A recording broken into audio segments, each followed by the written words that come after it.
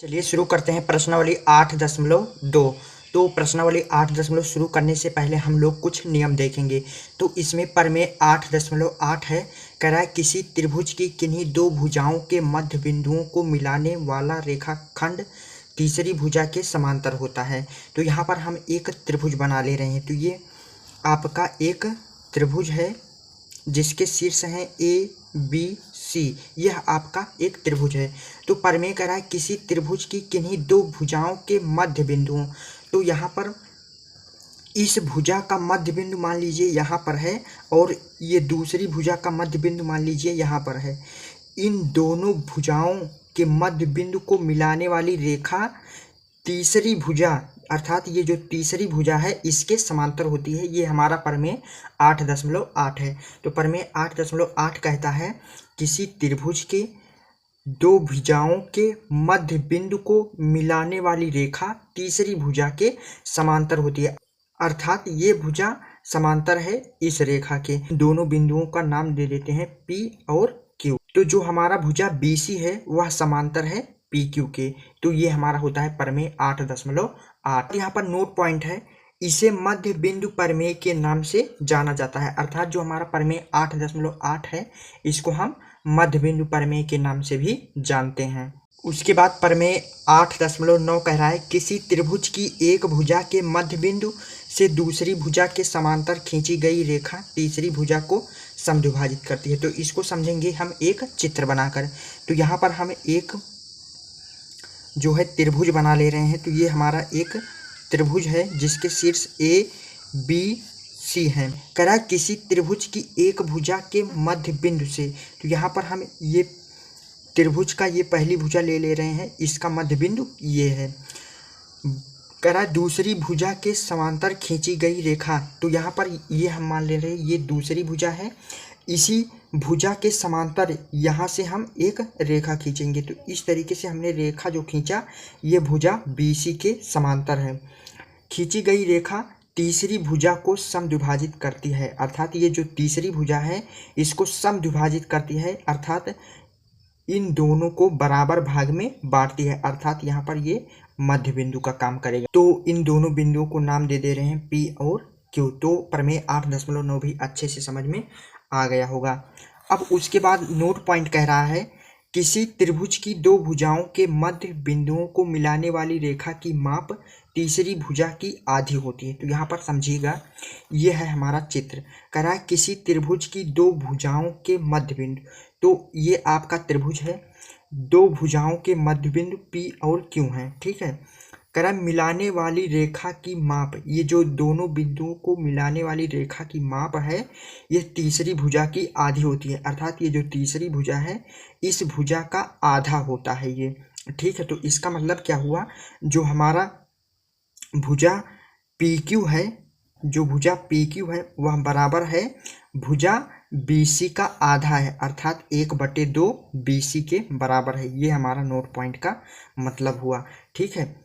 तो इसका मतलब हुआ जैसे मान लीजिए आपका ये 3 सेंटीमीटर है तो ये आपका 6 सेंटीमीटर होगा, ठीक है। अर्थात भुजा BC का ये आधा है, ये 6 सेंटीमीटर है तो ये 3 ही सेंटीमीटर है।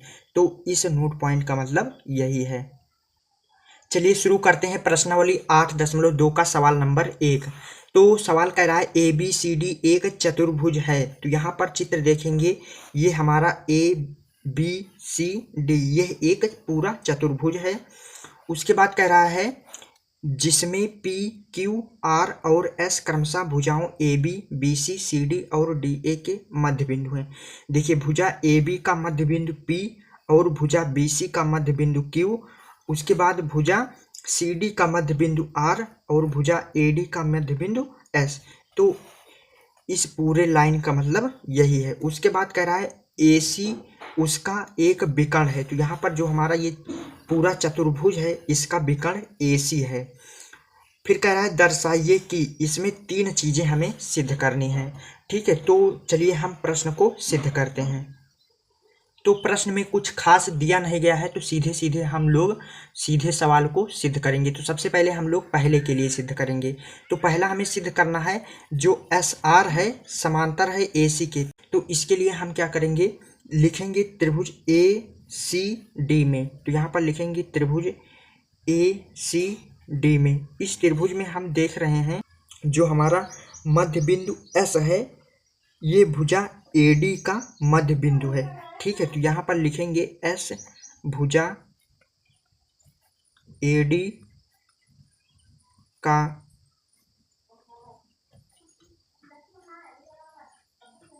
मध्य बिंदु है। ठीक है, तो एस भुजा ए डी का मध्य बिंदु क्यों है? क्योंकि प्रश्न में दिया है। तो इस तरीके से हम कारण भी लिख देंगे, दिया है। यहाँ पर इस त्रिभुज में जो भुजा सी डी है इसका मध्य बिंदु आर है, तो यहाँ पर लिखेंगे आर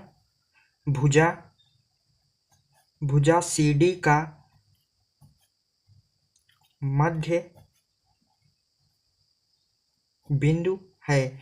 तो आर भुजा सी डी का मध्य बिंदु क्यों है? क्योंकि प्रश्न में दिया है। तो इस तरीके से कारण भी लिख देंगे, दिया है। तो इस त्रिभुज ए सी डी में देखें तो त्रिभुज के दो भुजाओं के मध्य बिंदु को मिलाने वाली रेखा तीसरी भुजा ए सी के समांतर होगी। ये हमारा प्रमेय 8.8 होता है। तो यहाँ से हमारा क्या हो जाएगा, जो हमारा भुजा एस आर है समांतर हो जाएगा भुजा ए सी के। तो यहाँ पर हो जाएगा भुजा एस आर समांतर हो जाएगा भुजा ए सी के। क्यों होगा? क्योंकि प्रमेय 8.8 से हम लोग जानते हैं, प्रमेय 8.8 से। और हम लोग ये भी जानते हैं कि त्रिभुज के मध्य बिंदु को मिलाने वाली रेखा तीसरी भुजा की आधी होती है। तो यहाँ से हमारा हो जाएगा क्या, हो जाएगा जो हमारा एस आर है वह बराबर हो जाएगा 1/2 ए सी के। तो यहाँ पर हमें पहला सिद्ध करना था कि एस आर समांतर है ए सी के और एस आर बराबर है 1/2 ए सी के। तो यहाँ पर हमारा पहला सिद्ध हो चुका है, एस आर समांतर है ए सी के और एस आर बराबर है 1/2 ए सी के।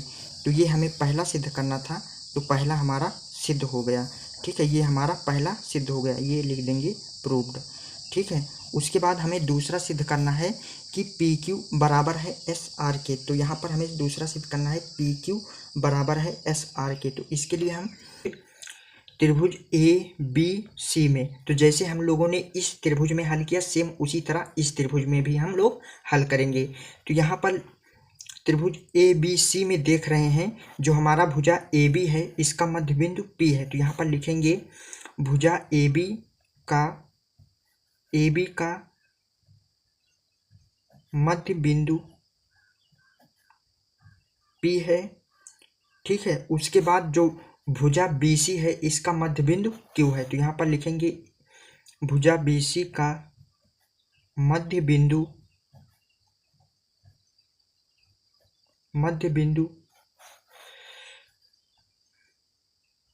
क्यू है। ए बी का मध्य बिंदु पी क्यों है? क्योंकि प्रश्न में दिया है। और हमारा बी सी का मध्य बिंदु क्यू क्यों है? क्योंकि प्रश्न में दिया है। तो इस तरीके से कारण भी लिख देंगे। तो इन दोनों के आधार पर हम कह सकते हैं कि जो हमारा त्रिभुज ए बी सी है इस त्रिभुज में दो भुजाओं के मध्य बिंदु पी और क्यू को मिलाने वाली रेखा तीसरी भुजा के समांतर होगी, अर्थात पी क्यू समांतर हो जाएगा ए सी के। तो यहाँ से हो जाएगा हमारा पी क्यू समांतर हो जाएगा भुजा ए सी के। ये क्यों होगा? तो यहाँ पर लिख देंगे प्रमेय 8.8 से। इस तरीके से कारण भी लिख देंगे। ठीक है, उसके बाद यहाँ पर देखेंगे ये जो हमारा मध्य बिंदु को मिलाने वाली रेखा है ये तीसरी भुजा ए सी का आधा होगा। तो यहाँ से हम लिख सकते हैं पी क्यू बराबर 1/2 ए सी। तो यहाँ से हो जाएगा हमारा पी क्यू बराबर हो जाएगा 1/2 ए सी के। क्यों होगा? तो हम लोग जानते हैं मध्य बिंदु प्रमेय से। तो इस तरीके से कारण लिख देंगे मध्य बिंदु प्रमेय से, ये हो गया। ठीक है, इसको अगर हम लोग समीकरण नंबर 1 मान लें, इसको समीकरण नंबर 1 मान लें और इसको समीकरण नंबर 2 मान लें, इन दोनों समीकरणों को अगर देखा जाए, जो हमारा भुजा एस आर है समांतर है ए सी के और समीकरण नंबर 2 में पी क्यू समांतर है ए सी के, अर्थात एस आर और पी क्यू दोनों समांतर है ए सी के।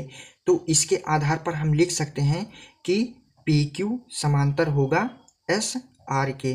क्यों होगा? क्योंकि ये दोनों भुजा समांतर है AC के, तो इसलिए हम PQ समांतर SR लिख सकते हैं। तो यहाँ से ये कैसे आया, तो यहाँ पर लिखेंगे कारण समीकरण 1 व 2 से, ठीक है, ये कारण लिख देंगे। ये आ गया इतना, तो ये हम लोगों ने पहले में सिद्ध कर दिया था, तो इसको लिखने की ज़रूरत नहीं है। तो यहाँ से आ गया PQ समांतर है SR के। तो इन दोनों समीकरणों से हम कह सकते हैं SR बराबर होगा PQ के। तो यहाँ से हो जाएगा, देखिए PQ है तो PQ को हम वैसे लिख देंगे, ठीक है। अब बराबर 1/2 AC है, तो 1/2 AC बराबर है SR के, तो अर्थात इसके स्थान पर इतना लिख सकते हैं। तो यहाँ पर इसके स्थान पर हो जाएगा SR, तो यहाँ पर बराबर हो जाएगा SR। तो ये हमें दूसरा सिद्ध करना था, तो दूसरा सिद्ध हो गया, ठीक है। उसके बाद देखेंगे तीसरा हमें सिद्ध करना है कि PQRS एक समांतर चतुर्भुज है। तो तीसरा सिद्ध करने के लिए क्या करेंगे, लिखेंगे। तो यहाँ पर देखेंगे, चूंकि हम लोगों ने सिद्ध किया, तीसरे के लिए सिद्ध करेंगे। तीसरे के लिए चूंकि हम लोगों ने सिद्ध किया कि PQ समांतर है SR के, यहाँ पर हम लोगों ने सिद्ध किया, तो यहाँ पर लिखेंगे ऊपर सिद्ध किया, ये हो गया। और उसके बाद हम लोगों ने सिद्ध किया कि PQ बराबर है SR के, तो यहाँ पर लिखेंगे PQ बराबर है SR के, ये भी हम लोगों ने ऊपर सिद्ध किया,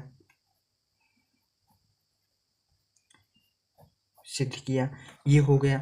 अगर PQ समांतर है SR के, तो यहाँ पर चित्र में देखेंगे जो भुजा PQ है समांतर है SR के और PQ बराबर है SR के, तो यह हमारा PQRS यह एक समांतर चतुर्भुज कहलाएगा। तो यहाँ से हो जाएगा हमारा, इन दोनों तर्क के आधार पर कह सकते हैं, अतः PQRS एक समांतर